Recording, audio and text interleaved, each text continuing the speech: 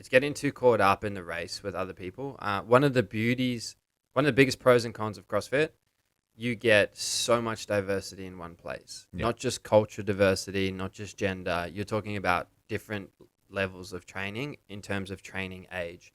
So someone who's come in, who's been doing it for 3 weeks, someone who's been doing it for 6 years, someone who's been doing it for 1, 2, everything is in that class. But people don't see that. And I almost wish people had to wear a shirt that just had their training age on it. And it was like the CrossFit thing. yeah, like your 6 years is on the back of you. This is my 8th open. I have done 0 opens. Yeah. Just so when someone sees them and they go, oh, they're cleaning 110 in the workout. Oh, they've been doing it for 6 years. Not, I'm going to throw more weight on because they've got more weight on the bar. Yeah. Should I be cleaning 110 too? Because they are? And there's a bit more context. Yeah. Like, it's not as simple as, oh, yeah, we're similar size. Like, I should do what he does. It's like, he's been doing it for a very long time. Welcome back to the Unbound podcast. Today's video is going to be about 5 common mistakes that people make starting CrossFit. If you can relate to one of these mistakes, comment down below your error during your first session of CrossFit. New people into CrossFit is like very similar to the open. Coming from, let's say they go 6 months, they haven't really done anything, they come into training, and then they're doing 5-6 days a week. Yeah. And they last 6 weeks, and then they're burnt out. Yeah. They're just all in, and it is very much like that. It's very exciting. It's a community. People are great to be around. You want to be here all the time. You find they finish work, the place they want to be is at the gym. Do you remember your first? I was like that. Yeah, first month. But like how addicting it was. Like you were just like, holy crap. It was one of the first times in my life where I was like, I fucking suck at this, but I just want to keep doing it. Yeah. It's weird. Like normally when you're really bad at something, you avoid it. Yeah. But for some reason, you just wanted to keep coming back. I feel like because CrossFit also had those little snippets, of little bits of light somewhere, because it like shined on something that you were good at. Yeah. And there was always that little thing that you had that someone else didn't, or the average person in the class that you were training and didn't have it, and you were just like, yeah, I'm better than everyone. It definitely adjusted the way I program based on that too, because it gave you a little bit of what you wanted and then a little bit of what you needed. Yeah. And that's kind of how I program for clients, where I'm like, okay, well, you're going to do things that you need to do. Yeah. And they're going to suck and they're going to be boring. But I will give you something that you like to do. Yeah. So that you go between the two. Yeah, exactly. And that way it's not like a dreaded session. It's like, we use the strategy for Mondays. Like for all the gyms out there, if you want to start people off to a really good week, program a clean workout on Mondays. Everyone loves cleans. Who doesn't love Everyone will cleans? turn up and they will probably train 3 to 5 times in the week. Yeah, because they're like, good. I got Monday down, and like Monday was cool. What's Tuesday? Ah, shit, wall balls. Running. Oh god. But yesterday was pretty cool, and I feel good, so I'm gonna go to that one instead of just being like, hero workout Monday. Yeah. Ah, crap. What's the next day? Oh, it's Fran. Ah, shit. You know what I mean? Like, and it's like you might have snatch skill work on Wednesday, but because they got to do their cleans on Monday, they're like, okay, I'll come and I'll work on my snatches and I'll do some skill stuff. yeah. And I mean, you could write the best program in the world, but if they aren't turning up, it's not doing shit. Yeah, if it's not fun, it's not gonna keep people coming back as well. So it has to like have that little bit of like split down the middle where it's good for them and it's fun. Yeah. But like not every day needs to be fun, but Monday especially. And it's something you learn. Like I very much was like, you need this, Yeah. so I'm going to give it to you. Yeah. But then you're like, okay, well, am I really helping? Because they're not turning up. Yeah. They might need it, but they're not wanting it. You know what I Yeah. mean? They're not wanting to come. So I guess like that's a good way to start. So what was the first one? It was coming too often, too quickly, going too hard, too fast. Yeah. So the full send mentality, both workouts and like training consistency. Just sheer volume. Yeah, it's just like insane. I mean, the most common way you see this is run. It's CrossFit does tend to mimic that, where it's like, all right, well, I haven't done anything. I'm getting off the couch. And what do you hear? I'm going to go for 5K run. Or Yeah. I'm going to run 3 or 4 days a week. And it's like, you're just going to get hurt. It's like, you need to build your capacity back up. Yeah. And that's kind of the conversation we have with our onboarding. A lot of time with the onboarding, it's like, okay, well, how much have you been training? And they're like, oh, nothing. Okay, well, 2 days this week, 2 days next week, and we'll go for 3 the following week. And Yeah. we'll see how your body recovers. Some people are really good. They can go straight into 3 days a week. Yeah. Others, not so good. but that helps with retention. Yeah, exactly. They're not going to feel like they're just always sore and they're like, God, I can't even perform my job now. I can't even go to work and sit down because I just hurt so much. And it is case by case, but it is something that your coaches need to be aware of. Going too hard, too fast. Mistake number 1. What's mistake number 2? Let's have you do one. Okay. What's mistake number 2? Okay. From a member perspective. Look, I'm going to say making too many financial purchases when it comes to CrossFit, specifically around gear.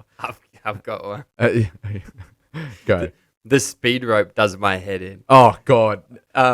Tying into double unders where it's like, I'm going to go pay $150 for a speed rope to learn double unders. It's like, I always ask, does it have a motor on it? Is it skipping for you? Is there a man that comes out or a woman who starts skipping and spinning the rope for you? Because if you're paying $150 for a bloody skipping rope, like, I don't know what this thing does that's different to the 10 or 20 buck one you can just get. Well, there was a rule. We did a skipping seminar with some of the Australian skippers. Yeah. And they came down and ran us through triple unders, double unders, skill work, and all that stuff. And they said, you need to use a $10 or less rope until you can hit 60 unbroken double unders. Then you can start shopping. There you go. And a lot of it, when you ask why, it's like you need the weight to build your forearm endurance and get more feedback on your rope. Yeah. Going straight to the lighter, faster ropes with the nice bearings, it's just not going to teach you anything. Exactly. Like it's a shortcut, and then you're going to struggle in your workouts for repeat double unders, and then you have to come back to a cheaper rope anyway. Or your rope would, like, most times that it, like, rather than not, is they'll buy the expensive rope and then they'll leave it here. And someone else has an expensive rope for free. Thank you. It's always in the lost property. You'll see like the $150 RPM ropes. I suppose on that, the grips is maybe something that's a little different. It's a necessity, I think. Yeah, that's one where, okay, you could spend the money. Yeah. But yeah, the rope is one where you shouldn't. Yeah, definitely. Like ropes, like knee sleeves are also a bit of an interesting one because a lot of people immediately won't be hitting rope climbs or lots of high volume lunge workouts where the knee sleeves can be very advantageous. So it's like, okay, you've got these knee sleeves. What are they for? It becomes a comfort. Yeah, they're for my knees. What's wrong with your knees? Or nothing. It just makes me feel can't good. Squat without them. Yeah, can't lunge without them. Can't squat. Really? So you sit on the toilet with knee sleeves? Like, no. Oh, well, then you can squat without them. It's just that comfort's there. Belts, big one as well. People rush to get the belt, and like my method with the belt is, like, you know, if it's high volume over 85%, chuck on a belt. Sure, like it's been proven that it can increase your performance, you know, improve your 1RMs, etc. But wearing a belt during a 40 kilo clean or snatch workout may not be advisable. Yeah, if you're at that point, there's something you're not doing. Yeah. Like you probably shouldn't be cleaning that bar. Like your back's flared or your hips are jacked or that belt's not doing you any favors. Yeah, it's not like you break your arm and you just wrap something around it and be like, yeah, I'll be right. It's like what, you're doing it to burn the calories? Just sit on the bike. Yeah, just gear's always a big one. I always see too much people with too many pieces of gear. They've been doing CrossFit for 3 months and they've got more gear in their gym bag than I do, and I've nearly hit 10 years. So I'm like, there's a bit of an issue there, like a bit of an expense issue. And I always like the double under one that you mentioned. I had a big W double under rope for 9 years before I got like a $40 rope from Rogue, and that's only because I couldn't find my other rope. Yeah. So people just need the weight. Yeah. They need the weight to train and build endurance on. Cool. So we've got going too hard. We've got spending too much. What's your next one? Number 3 would be definitely loading. Where it's getting too caught up in the race with other people. One of the biggest pros and cons of CrossFit, you get so much diversity in one place. Yeah. Not just culture diversity, not just gender. You're talking about different levels of training in terms of training age. So someone who's come in, who's been doing it for 3 weeks, someone who's been doing it for 6 years, someone who's been doing it for 1, 2, everything is in that class. But people don't see that. And I almost wish people had to wear a shirt that just had their training age on it. And it was like the CrossFit thing. Yeah, like your 6 years is on the back of you. This is my 8th open. I have done 0 opens. Yeah. Just so when someone sees them and they go, oh, they're cleaning 110 in the workout. oh, they've been doing it for 6 years. Yeah. Not, I'm going to throw more weight on because they've got more weight on the bar. Yeah. Should I be cleaning 110 too because Yeah. they are? And then There's a we're bit doing more this. context. Yeah. Like, it's not as simple as, oh, yeah, we're similar size. Like, I should do what he does. It's like, he's been doing it for a very long time. Yeah. So that's probably the biggest thing. It's probably the most common one that everyone sees. People just throwing too much weight on too quick. You hear it with things like overhead squats and snatches. Oh, if I got more weight on the bar, it's easier. Yeah. And it's like, yeah, but that's a compensation. Yeah, exactly. So you still need to stay on that lighter bar and get comfortable with it. Yeah, and then they're so hesitant to work on technique, which will inherently get them the heavier bar. Like, if they want more weight, you just got to get a better technique. But they're like, well, if I just keep adding weight, then I'm going to get more weight. And it's like, eventually that's going to run out and your shit technique's going to come out. Like, you're eventually going to get to a point on your snatch where your overhead position is just abysmal. And it's like, well, I can't get any more weight because my technique's now limiter. You can't just keep adding weight. It's just not going to get Then you're there. back on the empty bar with the coach. That's it. And there's nothing worse. Like, we get guys who, they come in, they might be like, they think they're competitive and they're like, I want to book in a session with you. And then they come to a session and you don't get them off the 20 kilo bar. And you have to humble them because it's like, you skipped this process. Yeah. Like, you are going back and you are doing this again. It's like the most demoralizing thing too. Like Matt and I love nothing better than doing that with people. Yeah. Like, where it's like, okay, we're going to pull you back a peg. Yeah. And in 2 months, you see massive progress after it. Exactly. For some reason, just early on, whatever it is, whether it's ego, whether it's just getting caught up in everything, they just skip it. I think it's a bit of a combination of, like you said, and it definitely happens more with men, very much so with all men. the time. Women are pretty humble when it comes to their weights. Like, they'll lift less than what they usually do. They undershoot, whereas men always overshoot. It's like, Yeah, so it's like one of the best explanations I heard is women do things to be competent. So I want to learn a rope climb to be able to do a rope climb. Yeah. Men do things to be competitive. So once we learn the rope climb, if the guy next to me can do 2, I want to be able to do 2 but faster than him. Yeah. Now he can do 3. I want to do 4. Yeah. Now he can, and so on. it just keeps going. Yeah. Females don't care. No, they don't. Majority of them will be like, I can do a rope climb, so what? I don't care that she can do 5. It makes sense. It makes sense, and that's why we have more. I guess we make more mistakes. We do stupid things because That's why we die younger. yeah, that is why we die younger. So we've got too much volume too quickly. We've got too much money spent on equipment. We just covered loading too heavy and unnecessary loading too heavy before you work on the basics. And, well, actually, that was actually the one I was going to go into, is the basics. Mastering the basics before going ahead. And that's kind of going to tie in with yours with the loading, is the people who try and do 10 butterfly pull-ups but can't do a strict pull-up. Yeah. People who, are looking into try and do a strict handstand, but they've got 3 ab mats. It's like, there's an element of raw strength that you should be able to obtain, or there should be a standard for most people. Say, for example, you need to do X amount of pull-ups, X amount of dips before you attempt a muscle up. And that's purely just for their safety, as well as not just letting them spend half an hour kipping on the rig, getting nowhere, because they don't have the inherent raw strength or that base level strength behind them. That also carries over in, like, metcons, cardio, So there's gymnastics. Yeah, there's a lot to that. And from like running this for a long time and seeing different coaches, the biggest thing you'll run into is people want to feel like they're included. Yeah.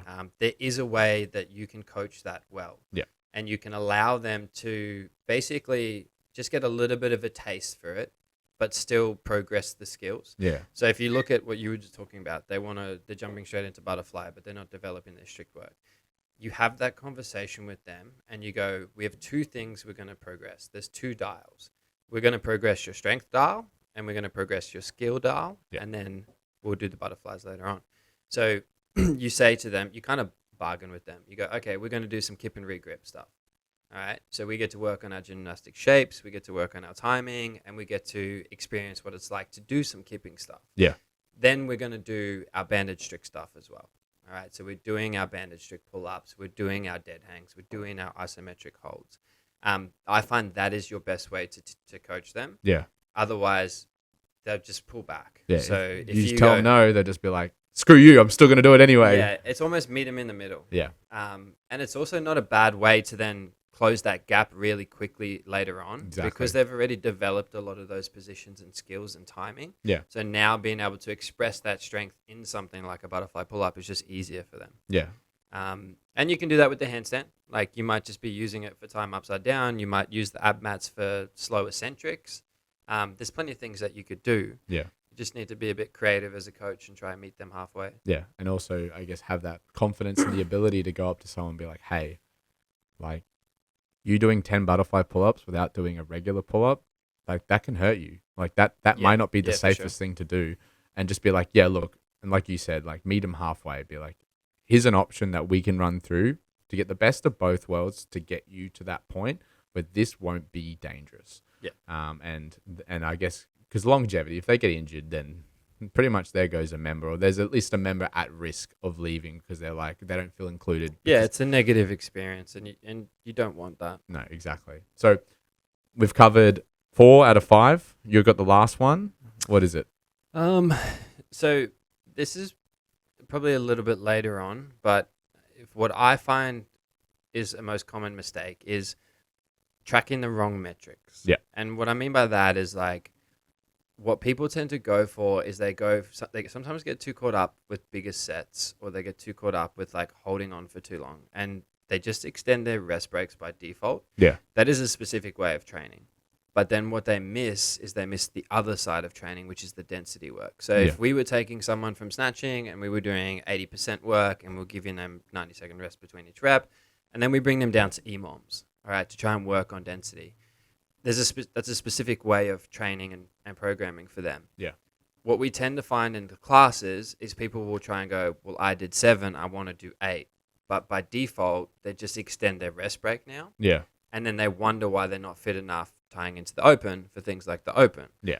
All right. As where what they could have done is gone, okay, well, I have a set of 30 pull-ups. I'm going to do them as 10 sets of 3, and I'm only allowed 3 seconds rest. Yeah. All right. It's probably going to be hard, but hard in a different way. Yeah. All right. So you making it more aerobic, they're not probably going to run into that grip endurance issue. They're probably not going to run into any strength limiters. And I feel like that's a type of training that most people miss. Yeah. They ignore it completely. That could benefit a lot of people. So a lot of the time when I'm trying to get clients fitter, that's what I'll talk to them about. I'll say, hey, we need to make these denser. We just need you to do smaller sets, do them quicker, rest less. Yeah. All right. So it's not, I did 10 pull-ups, I got the chalk ball, there's 35 seconds. It's 3, drop, 1, 2, 3, 3, drop, 1, 2, 3. Yeah. At a certain level, you can give them, there's a couple of strategies. If you're someone who likes numbers like myself, you might go 1 to 2. So for every rep, you get 2 seconds. Yeah. All right. Or you can move them even depending on the movement, something like a burpee. You might go, all right, for every rep, you get 1 second rest. Yeah. So you can put that into the programming or use that as a coaching tool. Yeah. And I find that helps a lot. It just creates enough variance for them to get the adaptation that they weren't getting before. Yeah, exactly. And even on the density and how you're mentioning, like, it might be more effective for someone to do 3 sets of 10 versus 30 like pull-ups unbroken. The classic 5s on the toaster bar has always been a great one for me in workouts that have a toaster bar that extend over 15. So 15 or more, doing sets of 5 has always been more beneficial than doing 15 unbroken, especially if there's repeat sets and you're going back up. Your grip is going to fatigue. Yeah. Like if anyone doesn't believe me, like watch 15.1, watch Matt Fraser do what is it, like over underhand grip for toaster bar. The alternating grip. He's gone. He's lost it. He went too hard out the gate. Yes, this is old school Matt Fraser, not Matt Fraser at his peak.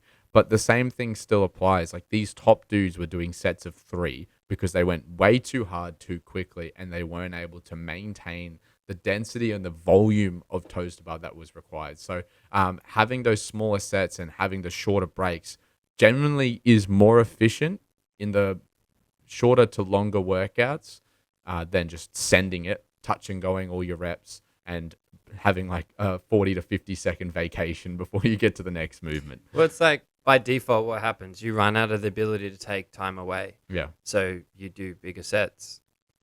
So your ability to tolerate bigger sets generally will go up anyway. Yeah, exactly. Because you're doing more with less rest. It's just it makes sense. You're just compounding your interest on improving your volume. Like you'll be able to do 4 reps every X amount of seconds. Then you can do 5 reps the next week. Then 6 reps, and your bigger sets will just feel better. You're seeing it come up a lot more in programming now, where it's like, all right, you're doing 5 toes to bar every 20 seconds, or where people are actually taking the numbers from the guys at the high level. There's enough data there that you can literally just work out, okay, you have to be able to hold 3-second burpees. You have to be able to hold 1.8-second wall ball. Yeah. And you can write that into programming. Yeah. And then it just it makes it easier for those people who are looking at getting to that next level, who just feel like that they need to go unbroken on everything to keep up with the big dogs. Yeah. Which you don't. You actually don't.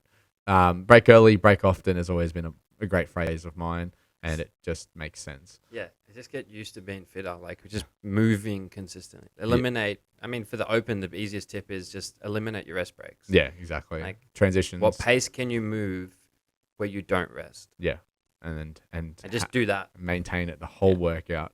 So there were 5 common errors that people generally struggle at when they start CrossFit, or they've been doing CrossFit for a long period of time. There's about 45 more. Part 2 next time. CrossFitters are very good at making mistakes. We just need to get better at learning from them. As CrossFitters, we are bad at making mistakes. Be sure to make your mistakes, your questions, and comment them down below for the next Unbound podcast. Thanks for listening.